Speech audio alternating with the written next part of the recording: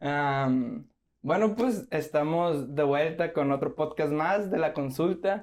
El día de hoy tenemos a un invitado muy especial porque desde siempre, ¿no? Ha sido como el corazón y toda la simbología detrás del corazón, ¿no? De si tiene sentimientos o no, o dónde realmente están los sentimientos dentro del corazón.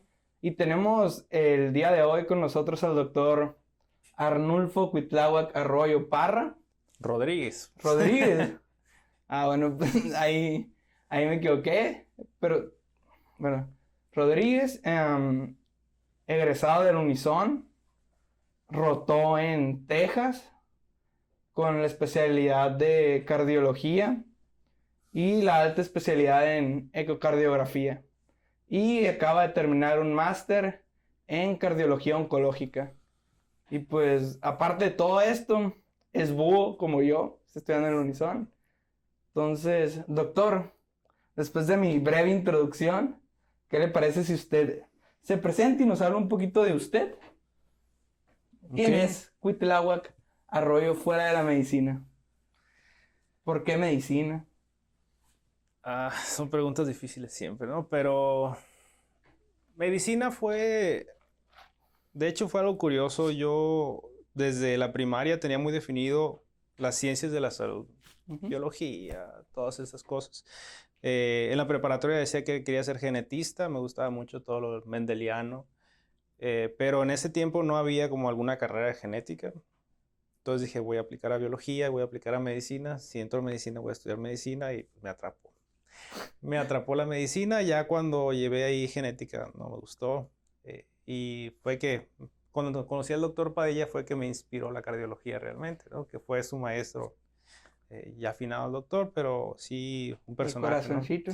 El corazoncito. Era de los pocos que ponía atención. Ahí éramos como tres de todo el salón que nos sentábamos hasta el frente y poníamos atención y todos los demás ahí pajareando, ¿no? Pero el doctor era muy bueno. Fuera de la medicina, me gusta el deporte, aunque últimamente estoy algo sedentario, pero yo antes hacía triatlón, hacía mucho deporte. También mi padre es músico, entonces de joven estuve en una orquesta, la orquesta que ahorita es la Orquesta Filarmónica del Estado, tocaba la flauta transversal. ¿Qué más? Pues ahorita casi es puro trabajo, tiempo libre pues más para la familia, para los perros, que hay ahorita varios en la casa. Los perrijos. Y pues nada más ahorita. Entonces, su papá es músico y su madre, ¿a qué se Ella dedica? es comerciante. Comerciante. Es comerciante, ella vende bolsas, zapatos. Ahorita por fin tiene una zapatería, pero muchos años estuvo en la calle, oficinas, todas escuelas y ya. Ahorita por fin ya. Qué curioso, mi mamá también es comerciante. De hecho, pues actualmente no puedo hacer los tamales, pero normalmente pues vende tamales en Navidad, galletas, empanadas. Y siempre pues, o sea, hubo tiempos muy difíciles económicos en la casa. Muy padre, ¿no? Tener esa oportunidad del comercio y te quita la pena para muchas cosas, yo creo, ¿no? Sí. Y respecto a la música, doctor, no. ¿Por qué no la música? Pues la música me gustaba. De hecho, desde los 8 años toqué yo la flauta y llevé clases formales de música. Eh, Pero, de hecho, mi maestro, Gustavo Alegría, él decía que yo a los 18 años iba a poder tocar lo que yo quisiera y pues sí, si hubiese querido, hubiese sido eso, pues. Pero la verdad es que me nacía más eh, la escuela, la medicina. Y además de que cuando tuve como 12 13 años fue que empecé con lo del deporte, entonces me jalaba más el deporte que la música incluso. Pero pues no, yo sé que no iba a ser un deportista olímpico, ¿no? Aunque sí llegué a un buen nivel, pero no tenía tanta capacidad como para Yo, eso, ¿no? yo llegué a ser qualifier en el Iron Kids en el Firecracker. Mm, Ya sé que mi físico no lo revela, ¿no? Pero gané tercer lugar, fui qualifier para el Nacional del Iron Kids ahí en Estados Unidos. ok. Y, pero, sí, no, o sea, es Iron algo, Kids. o sea, qué loco que lo compartamos. Y, ¿qué otra cosa hubiera sido si no hubiera sido doctor dentro de la misma escuela, ¿no? Pues yo decía, que me llamaba algo lo de la mecatrónica, aunque no sé nada de eso, pero a lo mejor una ingeniería, porque de hecho en la preparatoria me gustaba mucho lo de física, matemáticas, eran materias que me gustaban. En la secundaria me gustó mucho la química, pero yo siento que influye mucho ahí los maestros. En la secundaria tuve un muy buen maestro de química, pero cuando me ubicaba a la preparatoria el maestro no te inspiraba nada, ya no me gustó. Y me gustó mucho la física. Tenía un maestro en la preparatoria, el maestro Puga, muy conocido. ¿Dónde estudió la preparatoria? En Cobach, Cobach. Nuevo Hermosillo. Ah, ok, yo estudié en el Cobach Reforma. Entonces por eso. Sí, sí, él ya falleció, pero era un personaje porque él era alcohólico y fumaba mucho. Entonces él, entre clases, era un genio. Él no ocupaba leer nada, todo te lo daba en el pizarrón y todos los cálculos. Y los exámenes, cuando te los entregaba, estaban todos apestosos a alcohol y ¿Y a cigarro? y a cigarro. Entre clases se iba atrás a fumar al carro. Era una persona que tenía un problema serio de alcoholismo y tabaco, pero era un genio el hombre, ¿no? Y pues la verdad me gustaba mucho sus clases. Yo tuve bueno, pues tuve dos maestros que la verdad me inspiraron bastante en la prepa, ¿no? Continuando un poquito con el tema. El doctor, no sé si escuchó mencionar de él, el doctor Cariaga. Bueno, pues, no sé si tenga doctora. Bueno, pues el maestro Cariaga, que tenía obesidad mórbida, bajó de peso Ok. y siempre todos sus alumnos, él era captador de diamantes en bruto. Mm, Los pulí llegaban al Nacional de Química mm. y tenía un club de química y yo pues en la prepa no fui el más dedicado. Salí de la prepa con 97, pero gracias a Dios, pues, o sea, no fue, la verdad, o sea, algo que hiciera yo. La verdad, no entraba a clases. O sea, era un poquito disperso, más de lo que ahorita soy. Es mucho decir. Y, y también en cuarto semestre llegó soy preseleccionado nacional, preseleccionado estatal para el Nacional de Física. Mm. Entonces fui a la biblioteca, leí un libro de física y fui, hice el examen, me acuerdo. Y después me exentó el doctor, perdón, el maestro de geometría analítica, me exentó y me dijo, ya no te quiero ver aquí, o sea, de tanta lata que daba, ¿no? Okay. Entonces me exenta, me salgo, y como que ahí nació algo en mí de que yo siempre había sabido pues que era bueno con los números. Entonces, antes de entrar a la carrera estaba entre economía, finanzas o medicina. Y me decidí pues por medicina. Porque algo me decía de que economía y finanzas decía, es que se hace muy fácil. O sea, quiero... Pero me interesaba mucho, por ejemplo, la geometría de las moléculas químicas y todo eso. Entonces ya me fui más por la medicina, ¿no? Entonces esa es compartiendo un poquito de las historias, ¿no? De acuerdo. ¿Y qué vas a hacer después? Pues ahorita acabo de terminar un curso en Data Science aplicado a sistemas de salud porque creo que, bueno, pues recuerdo muy bien un documento de introducción a la carrera de medicina donde la doctora Lisette era muy inquieto, ¿no? Y recuerdo mucho que en ese documento de la OCDE hablaba de una integración de la información de los sistemas de salud en México. Antes de la integración de los sistemas en México, ocupaba haber una integración de la información de los sistemas de salud. Ujú. Entonces, por eso me llamó mucho la atención la Data Science. Por eso hice ese curso ahorita en vacaciones, junto con el de Photoshop, edición de video, entre otros. Entonces, yo creo que a mí me gusta mucho mi sueño, porque no es meta. Ahorita acaba de salir la noticia de el primer trasplante hepático tratado con células, o sea, de genético, ¿no? Okay. Entonces, siempre ha sido como mi sueño, ¿no? Mezclar la cirugía con la genética. Ese es mi sueño. Y me gusta el manejo de datos, el manejo de números, el diseño de redes neuronales, el diseño de algoritmos. Mm. Entonces, por ahí va. O sea, es un poquito de lo que me gusta hacer. Ok, está interesante. Muy bien. No eres entonces como por el camino clásico de las residencias médicas, una No, sí, especialidad. me gustaría hacer la residencia en Estados Unidos. Ok. Entonces, ahí va mi siguiente pregunta de cómo es que consigue estas rotaciones o cómo se va para Texas, si no mal recuerdo. Bueno, yo estuve en internado, estuve ahí 6 meses y fue una oportunidad. Había un doctor allá que está muy loco y que tiene su programa como de internados. Él es mexicano, pero allá estudió la especialidad y ahí se quedó. Y como que jalaba mucha gente así de Tijuana, de Monterrey. ¿No es el que actualmente hace a- cirugía de corazón con hipotermia? Ese es otro doctor mexicano que está allá. Tiene mucho que ver con lo de hipotermia. Ah, ok. Él es neumólogo intensivista. Ok. Eh, un médico de aquí que era conocido, el doctor Hernández Chávez, le comentó de él, se emocionó por la idea, hubo la oportunidad y fuimos los primeros que nos fuimos ahí. Eh, Inicialmente eran 6 meses, el doctor que nos quería todo el año. Estaba loco, la verdad, hubo ahí algunas diferencias y problemas que no quiero ahondar mucho, pero al final terminamos con otro médico que tuvimos mucha libertad y mucha oportunidad de conocer otros hospitales, otros médicos, el sistema de salud. Yo pienso ahí mucho, ahorita con la pandemia es difícil, ahorita no te van a aceptar para andar rotando en muchos lugares, pero mandando un correo te puedes abrir muchas puertas. ¿Okay? Hay gente que, bueno, quiere venir a rotar, que venga, hay mucha gente así abierta, ¿no? Pero igual tengo algunos contactos ahí en Houston que llevan los programas y si alguien tiene interés podrían.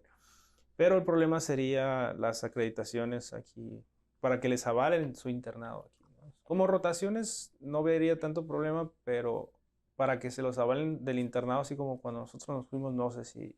No, sí, de hecho, el día de ayer estaba comentando con una persona que me topé y él estudió en Puebla, hizo su internado allá con un doctor de hipotermia, nada más que él era cirujano cardi- cardiotorácico y tenía, pues, o sea, había hecho su internado allá y sí me comentó que lo difícil era la acreditación, no tanto la aceptación de la rotación. Entonces, sí, la verdad muy interesante y sí me gustaría irme a Estados Unidos, pero también digo, voy a dejar México.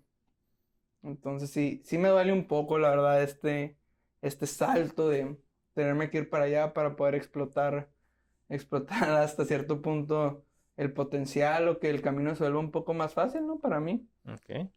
Pero sí, es lo que viene es lo que yo proyecto, ¿no? En sí la vida tiene muchas vueltas, muchos reveses, yo no sé lo que me espera. Me gusta, para cerrar porque veo que tú tuvo interés en mí, me encantaría poder unificar medicina, data science, que es un poquito más de epidemiología, pero ya con datos duros y como asistentes de práctica clínica y filosofía. Me encanta la filosofía. Siento que es un muy buen como building block del cual está formado, que tiene muchos leguitos con el que tú puedes construir muchas cosas o Ok. abstraer muchas ideas Ok. que después puedes aplicar en otras áreas del conocimiento. Mm. Y de hecho, pues aquí cerrando esto, ¿no? Porque pues yo me puedo alargar, o sea, soy un libre asociador de ideas por deporte. Am, Ahí tenemos, en la parte de atrás no lo van a poder ver, pero el doctor tiene pegada una imagen de Albert Einstein. Y dentro de muchos de los genios de la historia, se ha revelado que tenían un cuaderno y esta es una característica que obviamente yo no me estoy señalando como genio, que quede claro aquí en el video.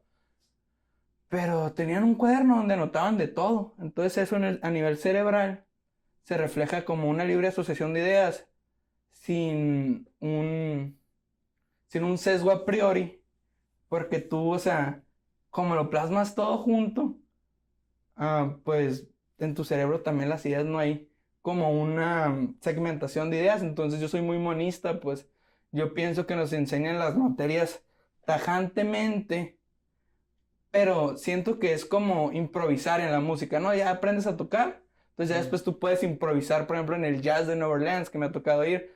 Los mejores jazzistas son los que son unos descendientes afroamericanos, o sea, no por racismo, sino porque es lo que me tocó ver a mí, improvisando con el saxofón y tú dices, a la madre, o sea, Pero, o sea, yo creo que tuvieron que haber tenido una base, ¿no? Sobre la cual improvisar. Entonces, eso es el monismo, ¿no? Me gusta mucho pensar en el monismo, que identificas las piezas, las características, para ya después llegar a algo holístico, ¿no? Sí.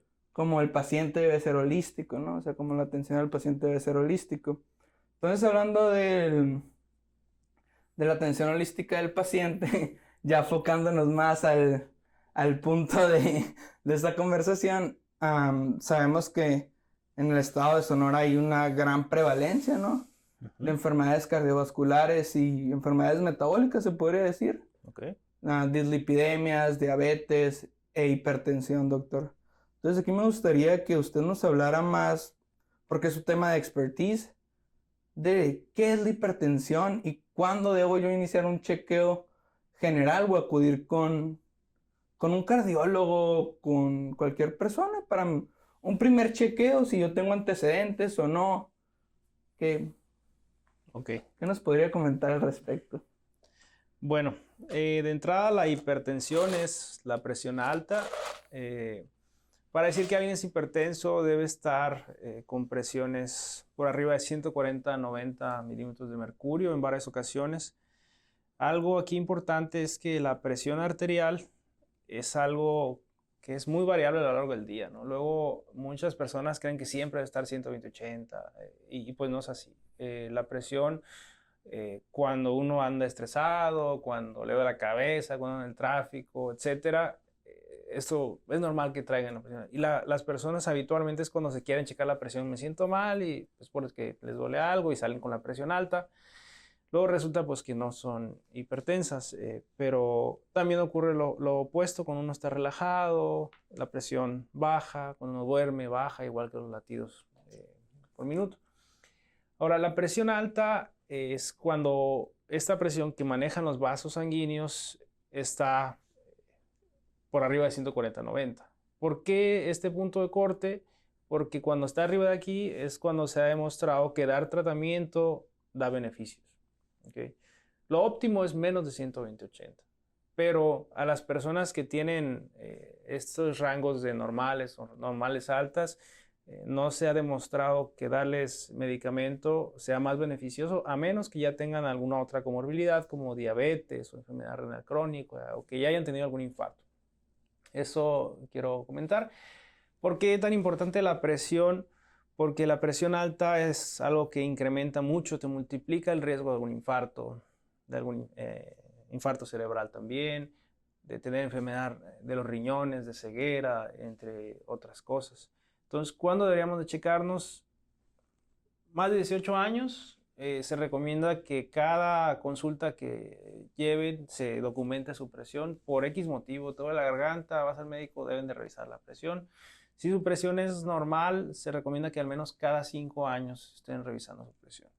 Si es una persona adulta y aparte es obesa o tiene sobrepeso, hablando de un índice de masa corporal más de 25, que es diabético o que tiene colesterol alto, algún otro factor de riesgo, pues ahí sí se recomienda revisarse.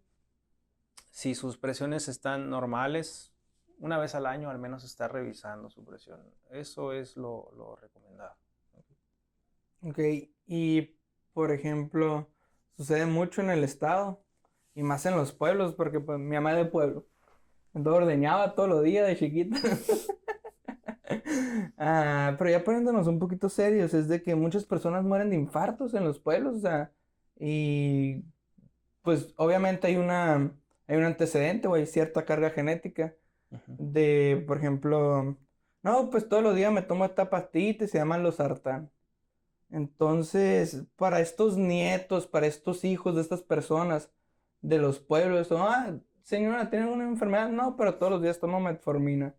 ¿Cuál sería su recomendación como cardiólogo de cuándo esos hijos o esos nietos que no han presentado todavía la clínica, o sea, que están en estadio subclínico de la historia, de la enfermedad, de la historia natural, que se deben de checar, o sea, qué edad, por ejemplo, desde su recomendación clínica, ¿no? No desde un punto de vista de guía, sino usted, dentro de su experiencia clínica, ¿cuándo recomendaría ir a revisarse o ir a hacerse unos exámenes? Ok. Bueno, específicamente de la presión, sí es muy notorio el cambio que hacen más de los 45, 50 años, donde aumenta mucho la prevalencia de la hipertensión. Aquí con la presión alta es muy frecuente, de hecho es sabido que hay más del 50% de hipertensos que ni siquiera saben que son hipertensos. Y las personas esperan sentirse mal para decir que le duele la cabeza para decir que son hipertensos, y muchas veces el dolor de cabeza no es por la presión alta. Pero ya para que la presión alta te dé manifestaciones, debe estar demasiado alto. Entonces, si la hipertensión, por eso lo clásico del asesino silencioso, hay que estarse revisando.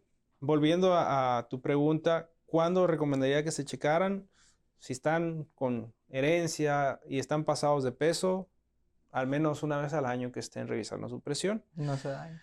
No hace daño, ¿ok? No necesariamente tienen que ir con un cardiólogo, pues pueden ir con cualquier médico a revisar su presión está bien, adelante, ¿no? Respecto a laboratorios, también somos una población mestiza que tenemos una herencia del gen ahorrador, que lo platicamos en la clase alguna vez. Claro que sí. Y tenemos un riesgo muy alto de ser diabéticos, tener síndrome metabólico. Solemos manejar niveles de colesterol bueno más bajos que de lo normal, niveles de triglicéridos más altos. Entonces, la recomendación aquí es más de 18 años. Si hay sobrepeso, hay que hacerse laboratorios. Si están bien, al menos cada 3, 5 años. Pero si ya hay algún dato anormal, al menos anual. ¿Okay? Todo esto debe ir ligado siempre con estilos de vida saludables, porque si comemos mucha sal, si estamos pasados de peso, si bebemos alcohol en exceso, si no hacemos ejercicio, son cosas que muy seguramente te van a llevar a algún problema metabólico, a ser diabético, a ser hipertenso. ¿Okay? Claro. Claro que sí, aquí va, ¿cómo se llama? Un pequeño...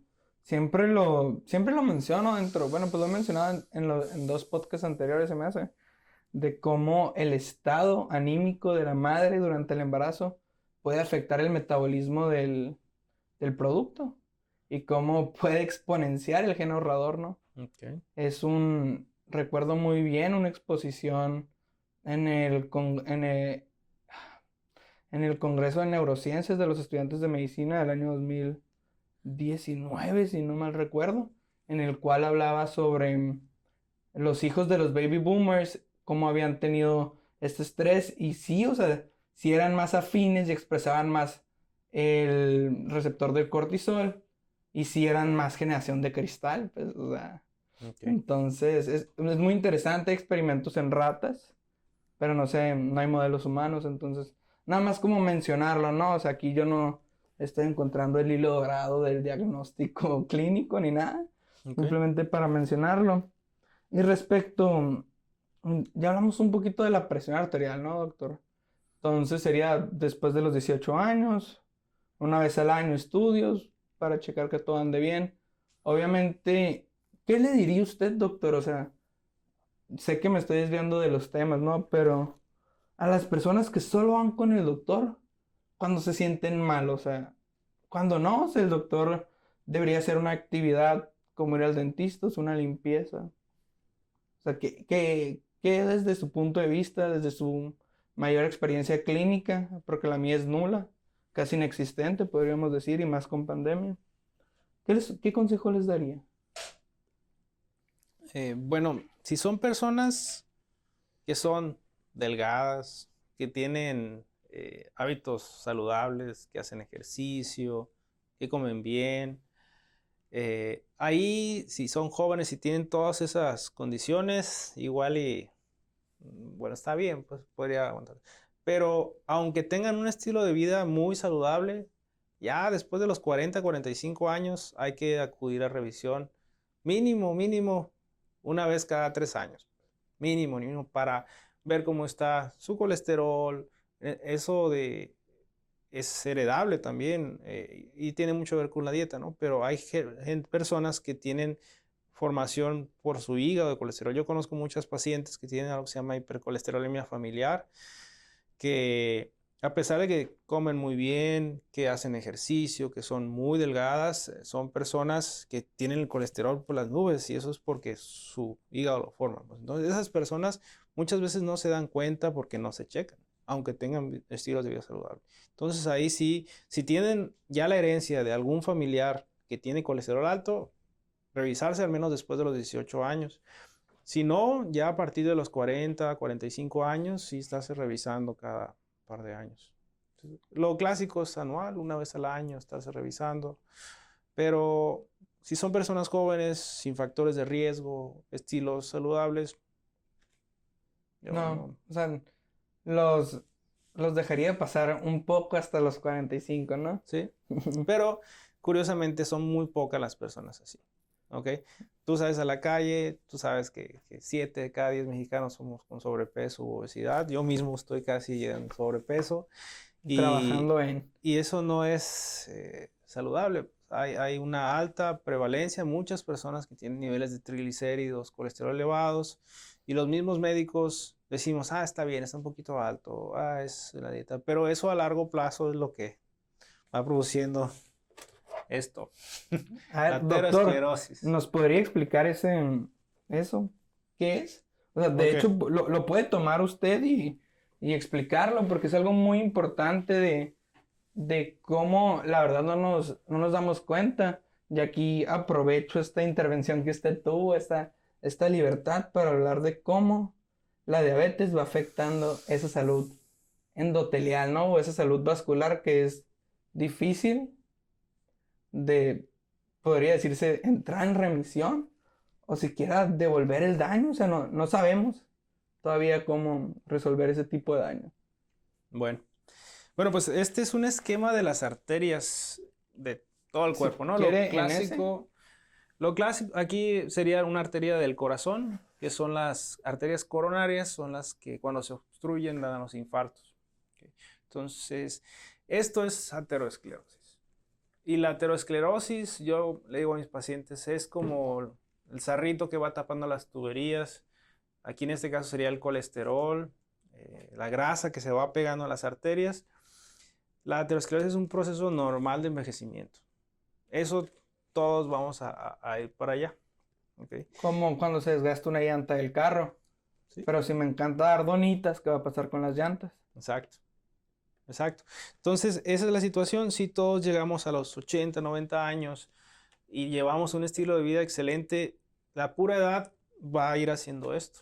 Ujú. Pero como dices, si a los 40 años fumas, eres diabético, eres obeso, eres hipertenso, te la llevas comiendo tacos de cabeza, no haces ejercicio, todo esto va a acelerar muchísimo esta formación de la aterosclerosis, que se vaya pegando la grasa en las arterias y vas a tener un infarto a los 40 años. ¿Okay? Entonces, aquí se trata de tener Y un la estilo vida de vida después del saludable. infarto. Porque, o sea, muchas veces hablamos de la prevención, ¿no? Pero pocas personas conocen las consecuencias ya de una persona post-infarto, ¿no? O sea, cómo cambia su calidad de vida, qué es lo que ya no puede hacer, qué es lo que puede hacer. Porque siempre es mucho mejor, o sea, la prevención, ¿no? Y yo inicié este proyecto en parte porque en pandemia le llegaban cada cosa de té de limón con aspirina para el COVID a mi mamá. Entonces dije, creo que puedo hacer un pequeño cambio, al menos 50 personas que lo ven. Ya, estamos en 51. 51. Bueno, otra vez la pregunta era... Me perdí. ¿Cuáles son los efectos de un infarto? Ok. Sí, te iba a decir que hay mucho estigma en una persona que ha sufrido un infarto. Eh, un infarto es muy distinto a un infarto que se trata tempranamente, que se realiza una angioplastía, que se pone Pero una está disponible, mallita. por ejemplo, una angioplastía. Pues depende del lugar, ¿no? Ah, Obviamente en un hospital público, ahorita últimamente aquí en el Hospital General ya hay disponibilidad. Dentro del IMSS, aquí en la ciudad, no hay una sala de hemodinamia, no hay cateterismos, pero al menos hay trombolíticos para desbaratar los coágulos que producen los infartos. Entonces, un infarto bien tratado, si el paciente busca atención temprana, recibe la atención temprana, el paciente en 1 o 2 días se va a su casa y el objetivo es que tenga su vida normal. Es obvio que hay cierta afección psicológica, los pacientes tienen miedo, no saben qué van a hacer. Y hay mucho estigma de que dice, tuvo un infarto, no se puede agachar, no puede barrer, no puede lavar los platos, no puede hacer ejercicio. Y al contrario, después de un infarto bien tratado, el objetivo es que se recuperen y hagan su vida normal. Incluso buscamos que se hagan deportistas, que hagan ejercicio, que coman bien, que hagan todo. Eso es lo que tengan actividad sexual. También ahí tienen miedo de eso.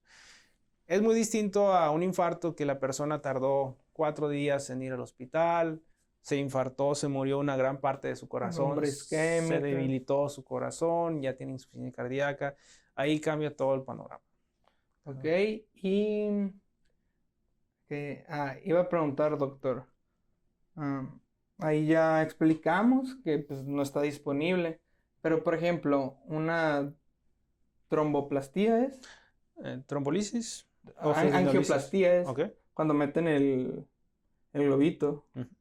O sea, la prótesis, pues vaya. ¿Cuál es el costo o el precio alrededor de cuánto? El Obviamente, stent, el puro stent, sé que cuesta alrededor de 50,000 pesos. ok, y normalmente pues la sala de hemodinamia, o sea, quiero que las personas conozcan al menos las consecuencias de, ok, no hay en el Seguro Social, estoy dispuesto a, Sí. ¿cuánto es lo que me va a costar? Sí, depende de qué tantos stents ocupen. Si es un stent, en el mejor de los casos, bajita la mano, casi 200,000 pesos. ¿Y el promedio? Yo creo que en promedio unos 250,000 pesos, 300,000 pesos a veces. La atención de un infarto, los medicamentos, el hospital, honorarios, stents y todo lo que se ocupa, ¿no? Es algo caro, ¿no? La consecuencia de no cuidarse. Sí, bastante. Entonces, ya hablamos un poquito de la prevención de dislipidemias, de algo más que usted quiera decir de dislipidemias, hipertensión o diabetes, infartos, que se nos haya pasado, que quiera que nuestros Fíjate 52... Fíjate que te voy a comentar un caso curioso que tuve ayer.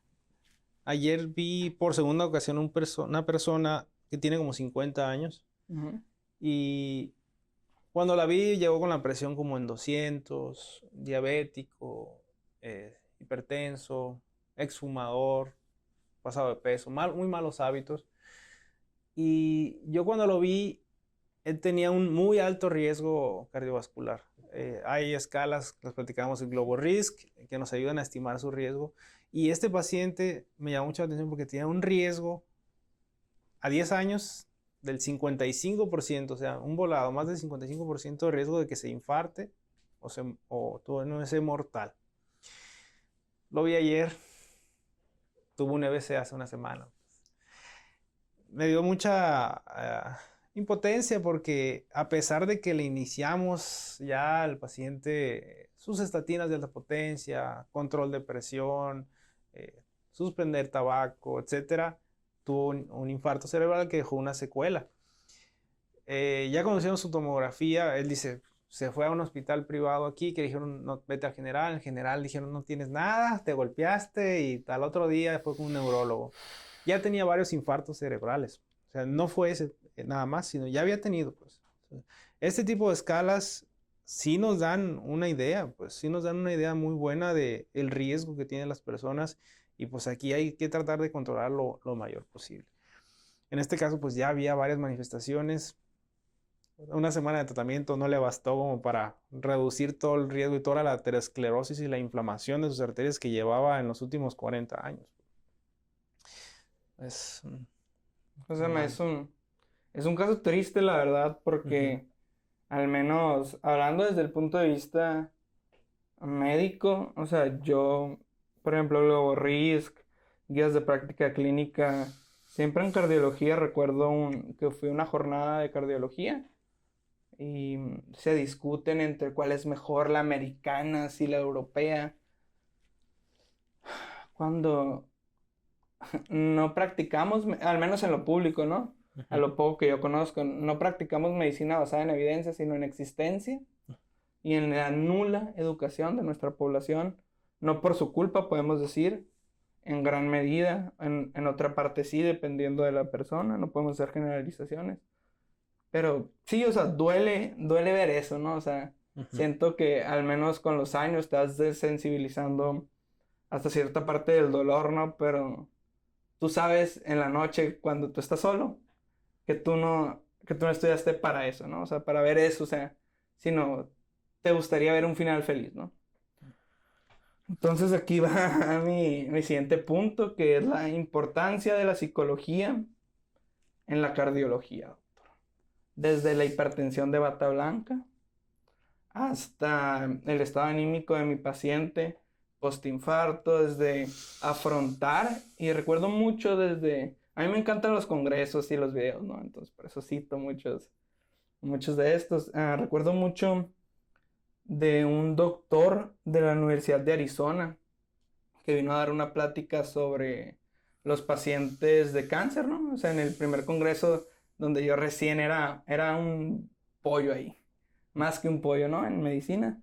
Y hablaba de cómo hay primero recibes la noticia de X enfermedad, primero tienes que hacer un juicio de tu realidad y después haces la aceptación, ¿no? De tu realidad. Entonces, ¿cómo ayuda la psicología dentro de esta aceptación, ¿no? De estas condiciones?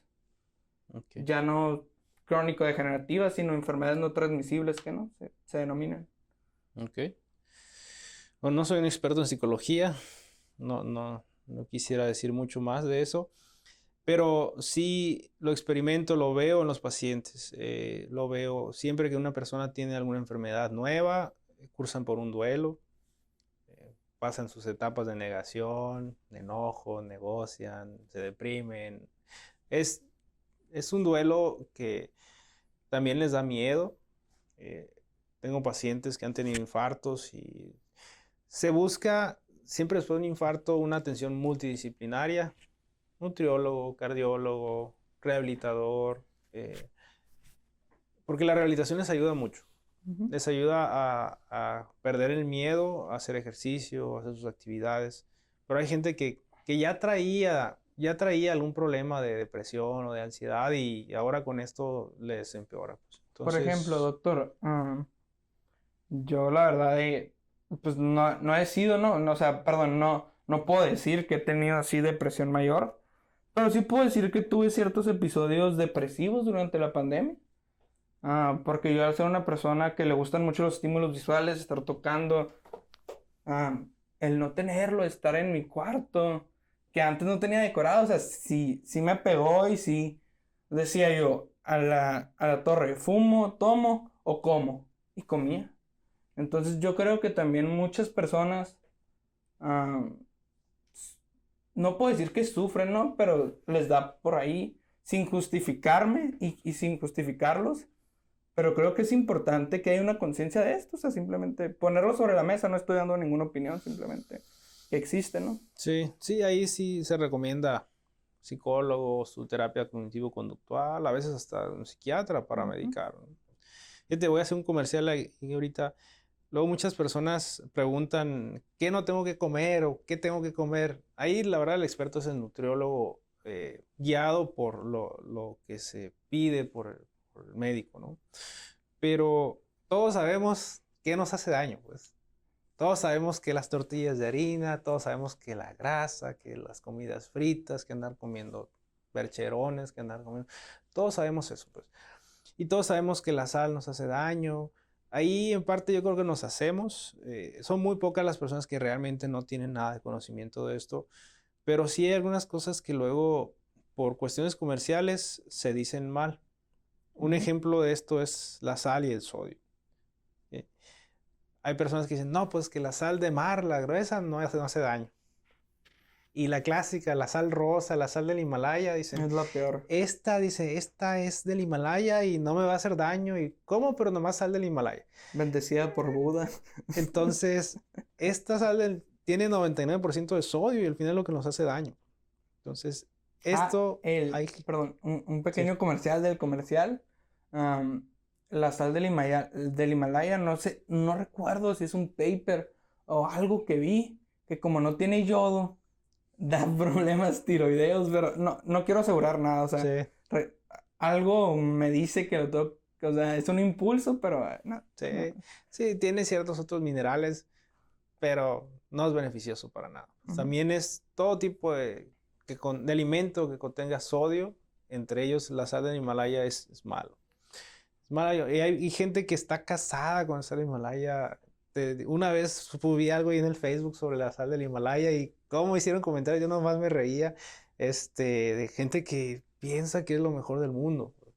Y pues no es así realmente. Se llama sesgo cognitivo de confirmación, es una de mis nuevos lemas que me encanta traer y sacar, porque es de que, no, sí, es que te lo juro, este té de moringa con jengibre me sacó adelante.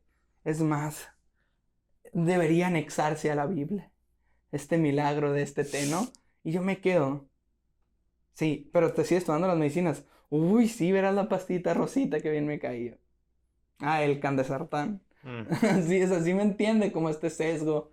Ujú. Pero yo no lo hago con fin de burla, sino lo hago porque estoy preocupado por mi familia y por informarlo. Y pues por eso inicié este proyecto, ¿no? O sea, Sí, con este fin de sí. informar, ¿no? Es que casi todos quieren algo mágico, pues. Algo mágico que les cure todo y pues, lo único que hay así es tener un estilo de vida 100% saludable. Es que yo digo que contrario a nosotros, los occidentales, somos muy... queremos soluciones, ¿no? No somos los disciplinados samurái, vaya. Ujú. Somos más... Entonces sí, es muy... Es difícil, no existe, no hay más que lo más simple, pero, o sea, lo más simple, la solución más simple, pero más difícil de aplicar, es la respuesta, pues que es el estilo de vida, ¿no? Ejercicio, alimentación, que es simple, pero si ya la sumas, da algo complejo, ¿no? O sea, es como los leguitos, ¿no? O sea, cada comida positiva es un leguito. Y cada comida mala, pues le quitas un leguito. O sea, bueno, pues al menos sí lo veo yo, pues. Es Ok. la suma de eventos, pues, que va a llevar al otro evento, ¿no? O sea, es una perspectiva, vaya. Ujú. No soy más que alguien dando su opinión aquí en un podcast, en un video podcast. Y aquí va otra Ajá, entonces sería la importancia del trabajo en equipo, doctor. Veo si quieren quitarse su celular para que se vea el logotipo de Beat and Breath. Muy centro cardiopulmonar. Aquí está. ¿Cómo se llama? Un comercial a este centro. La verdad, no he tenido la oportunidad ni lo conozco. Pero dentro de su publicidad he visto que hacen pruebas que cuando yo llevé fisiología hace 2 años, me dijo el doctor Cardosa, no, nomás se hacen en Ciudad de México. Y ellos lo están haciendo aquí, que es una prueba de esfuerzo cardiopulmonar. Ok. Entonces, por eso también, o sea, por ahí me gustaría empezar, pero a mí me gustaría más sobre cómo trabaja en equipo, cómo surgió, si nos quiere hablar un poquito de Beat and Breath, cómo funciona, cómo Bueno, está conformado. bueno, Beat and Bread Beat and Bread, ¿no? Es una empresa que se creó inicialmente, es el doctor Roberto Nandayapa. Él tiene muchos años aquí y Él él, es, él es cardiólogo intervencionista. ok, Y él pues es una persona muy visionaria y él pues fue jalando especialistas, haciendo un equipo y pues yo creo que él aprendió y se dio cuenta que trabajar en equipo es lo mejor. Entonces, él se ha dado cuenta que tiene mucha relación las enfermedades pulmonares con las enfermedades cardiológicas y es por eso, comparten tórax, ¿qué no? así es. Comparten salón. Y entonces fue por eso la idea de hacer una asociación con neumólogos, cardiólogos. Y esto de Beat and Breathe es un gabinete y son varios especialistas donde hay neumólogos, cardiólogos con diferentes especialidades, rehabilitadores, enfermeras, nutriólogos, psicólogos, hay neumólogos obviamente, cardiólogos pediatras, y pues deberían de sumarse más especialidades porque pues el paciente no nomás tiene corazón y pulmones. El trabajo en equipo sí es muy importante, en especial con las enfermedades no transmisibles, modificar estilos de vida, etc. El trabajo en equipo también entra mucho más en los pacientes hospitalizados, un paciente grave. Son pacientes que ocupan especialistas de riñón, especialistas de tubo digestivo, especialistas de cuidados intensivos, de cuidados de infecciones y es todo Pero siempre ahí en trabajo de equipo es importante que exista un líder. Que sea un líder, que sea como el médico tratante y sea el que lidere la orquesta. Todos ocupan, pero luego cuando no hay un líder se empiezan a hacer mil modificaciones. Es lo que ocurre también en la consulta. Luego los pacientes tienen que tengo convulsiones y epilepsia y que tengo también lo del riñón y tengo las varices y que tengo eso y tienen 1000 médicos y cada uno le quiere estar dando cosas. Entonces ahí sí la recomendación es que tengan un médico central, idealmente un internista podría ser para que vea todo, ¿no? Porque luego hay muchas interacciones entre medicamentos y se puede hacer más daño que bien cuando están por todos lados. Claro que sí, e incluso me llama la atención, ¿no? Cómo no podemos negar nuestro pasado. Hay algo muy importante, me encanta la filosofía. No sé si conozca la filosofía de Gustavo Bueno, uno de los principales padres españoles del materialismo filosófico, el cual él planteaba que dentro tú no aprendes y tú no lo traes, tú lo desarrollas mediante la práctica. Pues entonces su práctica clínica, por ejemplo, le podría dar mucho más conocimiento de psicología que un estudiante de quinto semestre de psicología, supongamos. Obviamente no estoy generalizando todos los casos, ¿no? Pero es algo algo que se me hace importante recalcar y no menospreciar ese valor que usted tiene, o sea, cierto grado de psicología por la mera interacción y por el mero servicio al paciente, ¿no? Servicio a esta persona, este ser humano con todos sus problemas, ¿no?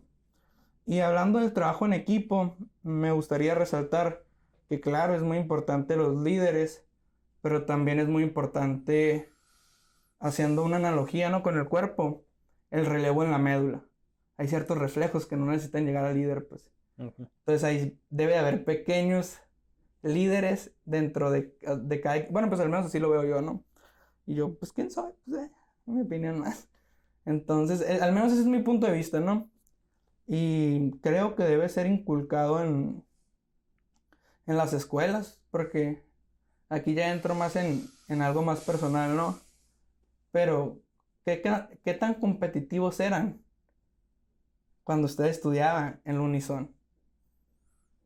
Sus Pues compañeros. es que la práctica clínica no la adquieres hasta que No, estás, ¿no? sí, pero por ejemplo, yo digo ya en el equipo, ¿no? Por ejemplo, o sea, porque ahorita usted está trabajando en equipo Ujú. y usted tiene ciertos amigos, conocidos, Sí. ex compañeros que usted puede llamar a su teléfono y sabe que eran buenos, sabe que ahí estaban para usted. Pero mi pregunta es, ¿cómo esta competencia insana durante la carrera afecta después esta atención fuera? ¿O no la afecta? Pues mira, la experiencia que tuve es que tuve muy buenos compañeros, muy, muy buenos. Yo aprendí mucho de ellos, no nomás en la carrera, sino también en la residencia. Aprendes de tus compañeros, a veces hasta más de los médicos. Pero yo tengo varios amigos que estuvieron conmigo que yo sé que son los mejores en los que hacen, ¿no? No tengo duda, a veces por cuestiones laborales o que están en otras instituciones no podemos trabajar en equipo, pero yo confío con los ojos cerrados en ellos. Em, Hay otros compañeros que no éramos muy afines, pero creo que hemos aprendido a ser muy profesionales. No veo que nos afecte. Obviamente, si yo tengo un paciente que ocupo ayuda y pues le voy a hablar al mejor, y muchas veces son conocidos, otras veces son médicos que ya estaban aquí en el hospital y pues que hemos trabajado en equipo y muy bien. ¿Ok? Pero yo creo que esas cosas deben de dejarse, ¿no? No, eso de... Es bueno la competencia porque te motiva a estudiar.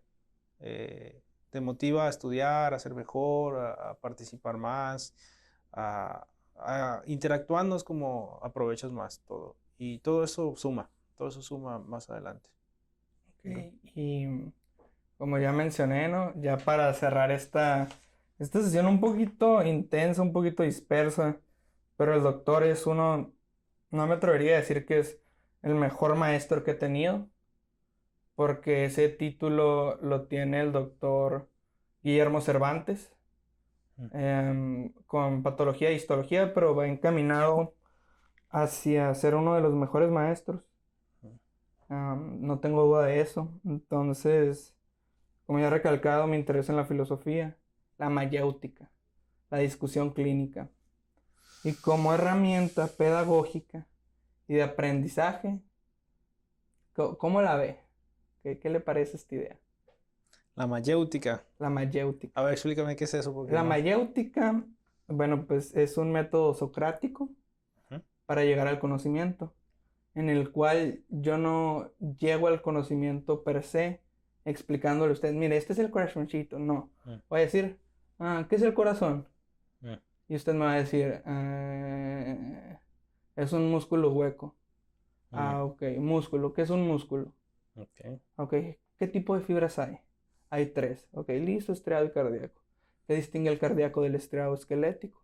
Y ahí ok. nos vamos, pues, y esa es la carnita, pues. Ujú. Esa es la carnita del taco, pues. ¿Qué le Sí, parece? O sea, ese tipo de preguntas, ¿no? Ese tipo de análisis. Obviamente no se puede hacer, o sea, sí. con... Fíjate que es algo que yo creo que es lo más común que hay en las especialidades, ¿no? Ya cuando Es estás que en la desconozco. residencia, cuando estás en la residencia, mucha de la enseñanza es de tus Rs o tus médicos superiores que van un año de ti, y mucho es los pases de visita, preguntarte a veces con el fin de que aprendas, a veces con el fin de cagotearte nomás, pero pues ahí vas aprendiendo y es mucho de eso, ¿no? Tuve un maestro también en la especialidad. Así era. O sea, llegabas y ¿qué es el corazón? No, pues no. Y hasta que te iba ahondando y tenía un cuadernito de dibujitos de las células y los canales iónicos y cómo se contrae el corazón. Las uniones Z. Todo, no, pues bombea ahí como una bombita, no, y el corazón se exprime, pero él tuvo todo este razonamiento porque él se ponía a preguntarse, ¿qué es esto? Y se ponía a escribir, no, no, no, no, no. Y luego, es esto. Y leyendo, y ya iba haciendo, y llegó a tener un conocimiento del corazón que muchas personas quisieran tener. Y ahí es donde entramos al monismo, ¿no? Porque, por ejemplo, a mí me enseñaron y la verdad es de que hay veces que no lo puedo detener, este cerebro hiperactivo, ¿no? Ok, tórax, ajá, costillas, a ver dónde está el corazón, bla, bla. Ok, este nodo está regulado por el vago. ¿El vago de dónde sale? A ver, pero se me olvidó el nombre de la embriología. ¿De qué sale? ¿Cómo se giró el corazón? ¿De dónde salió el sistema de conducción cardíaco del corazón? Y me empiezo a hacer preguntas para mí.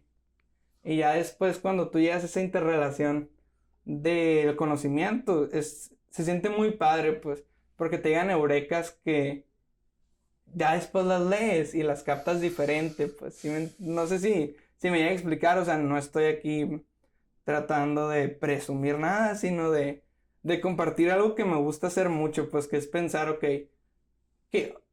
o sea, de hecho, con aquí uno de mis grandes amigos que está aquí presente ayudándome a grabar, siempre es de que nuestras tiradas es de que, ay, que el corazón, pero ¿qué es el corazón? Y empezamos de que, a ver, ¿qué es el músculo? Y así. A Okay. ver, pero ¿qué es el calcio? El calcio, no, no es cierto, a ver, ¿cuántos? Y ahí empezamos, ¿no? Pero ¿qué es la carga? Entonces ahí empezamos como que, a manera de juego, ¿no? Sí, es que jugando se aprende, pues. A mí me gusta mucho eso, la interacción. Con ¿cómo se llama? No recuerdo el filósofo, pero decía, debemos de tomarnos la vida con la seriedad que se la toma un niño. un niño es bombero y la manguera. A mí me encantaba jugar a los Power Rangers, ¿no? Y Iron Man, pero pero todavía sigo jugando a que tenga un podcast exitoso, a ver qué sale. Entonces, es algo muy importante esto de jugar, ¿no? A esto de disfrutar realmente, de imaginar, ¿no?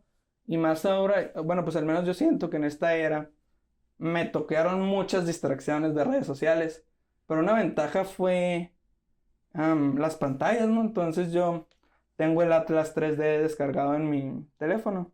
Entonces lo tomo de base y a partir de ahí empiezo de que a construir máquinas y cositas y siempre, siempre trato de, a ver, esto que aprendí, ¿dónde más lo puedo aplicar en qué otra parte de mi vida lo puedo aplicar, ¿no? En qué otra área que yo veo que pueda tener una ventaja. Okay. Entonces, doctor, no sé si tenga algo para cerrar esta sesión de conocimientos del podcast, ya para pasar a las preguntas rápidas y cerrar.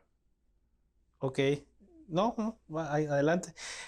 Tenías un tema ahí nada más interesante, lo de la taquicardia en la peda, me ibas a comentar. Ahí en la cruda. Y en la cruda.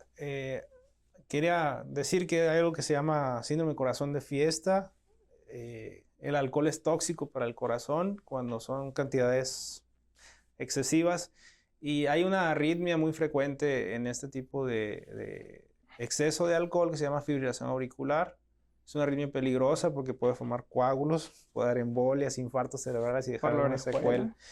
Entonces, sí, hay que moderarse mucho ahí con el alcohol y hay que buscar atención, ¿no? Ok, adelante. Ok, entonces ahora ya para una sesión rápida de preguntas y respuestas, de preguntas sorpresas. Esta es de su club de fans, de las estudiantes de medicina y estudiantes. Cuidados para su cabello chino. Ninguno. Ninguno. Muy bien, muy bien. Chiltepín o habanero. Chiltepín. ¿En menudo o pozole? Menudo. Ok, muy bien. ¿Bebida caliente o fría? Caliente. ¿Ejemplos? Café. Ok, muy bien. ¿Horchata o jamaica? Horchata. Muy bien. ¿Cheve, tequila o whisky? Cheve. ¿Marca? ¿Tipo? ¿Artesanal? Mi favorita es una que se llama Patagonia, que no la encontraba más que en Argentina. Pero aquí me gusta, también cuando era una Paulaner, obviamente me encanta, pero el día a día, una Ultra. ¿Una Ultra? 2X también. 2X. Okay. ¿Media, caguama o bote? Media. Media. ¿Fresón? ¿Perro o gato? Perro. Obviamente. ¿Calor o frío? Calor. Después de una noche loca de fiesta, ¿prefiere sus taquitos o sus chilaquiles? Más de tacos soy. Más de tacos. Lo vi y dije, tiene cara de que le gustan los tacos. Los tacos. ¿Perche o dogo? Pues ya ninguna de las dos, la verdad, pero si tengo que decidir, quiero un perche. ¿Perche? ¿Envuelto en tocino? No. ¿Por qué? Demasiado. ¿Keto? ¿En queso? No. ¿En lechuga? Sí, eso sí.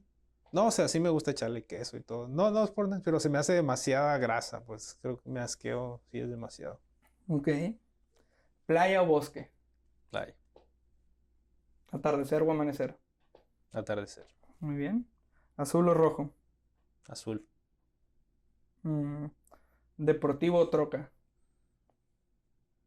Troca. ¿Ram, Chevrolet, Diesel? La RAM.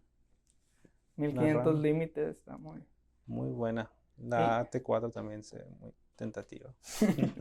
Y por último, de estas preguntas, ¿penthouse o casa grande? Casa grande. Yo también.